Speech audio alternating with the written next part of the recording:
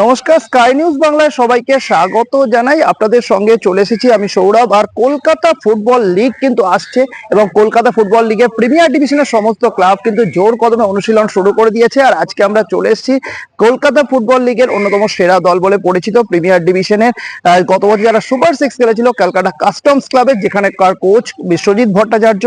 বিশ্বজিৎ ভট্টাচার্যের প্রশিক্ষণে একদল বাঙালি ফুটবলার দিনে আমরা দেখতে পাচ্ছি জোর কদমে কিন্তু অনুশীলন করছে ক্যালকাটা কাস্টমস ক্লাব। আর এবারে তাদের গ্রুপে মোহনবাগান, ইস্ট বেঙ্গলের মতো বেশ কিছু কঠিন প্রতিপক্ষ রয়েছে। সব মিলে আসুন দেখে নেওয়া যাক তাদের অনুশীলনে কিছু মুহূর্ত এবং তাদের ফুটবলার থেকে শুরু করে কোচ সকলে কি বলছেন শুনে নেওয়া যাক। কলকাতা ময়দানের দরজায় কড়া নাড়ছে কলকাতা ফুটবল লিগ। নিজেদের মতো করে অনুশীলনে ব্যস্ত সমস্ত দলই। আর কলকাতা ময়দানের ঐতিহ্যশালী ক্লাবগুলির মধ্যে অন্যতম ক্যালকাটা কাস্টমস ক্লাব। গত বছর কলকাতা লিগে দুর্দান্ত সাফল্য দেখিয়ে সুপার সিক্সের জায়গা করে নিয়েছিল ক্যালকাটা কাস্টমস ক্লাব। শেষ ছয়ের লড়াইও 4 নম্বরে শেষ করেছিল ক্যালকাটা কাস্টমস। ফলে এই বছর সেই সাফল্য ধরে রাখতে মরিয়া এই ক্লাব। কোচ বিশ্বজিৎ ভট্টাচার্যের প্রশিক্ষণে লিগের জোর কদমে প্রস্তুতি সারছেন দলের ফুটবলাররা। এবার তাদের অনুশীলনে শুধুমাত্র বাঙালি ফুটবলারদেরই নজরে পড়ছে। এরই মধ্যে রয়েছে বেশ কিছু নতুন মুখ। এবার বেশ কঠিন গ্রুপে রয়েছে ক্যালকাটা কাস্টমস। এবার তাদের গ্রুপে রয়েছে মোহনবাগান, ইস্ট বেঙ্গল, সুরুচি সংঘের মতো একাধিক কঠিন প্রতিপক্ষ।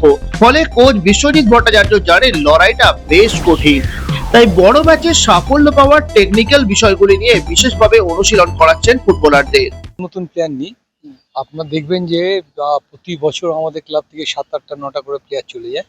কারণ আমাদের স্বল্প বাজেট, সেই বাজেটের মধ্যে আমাদের টিম করতে হয় এবং খুব কষ্ট করে আমরা টিমটা করি।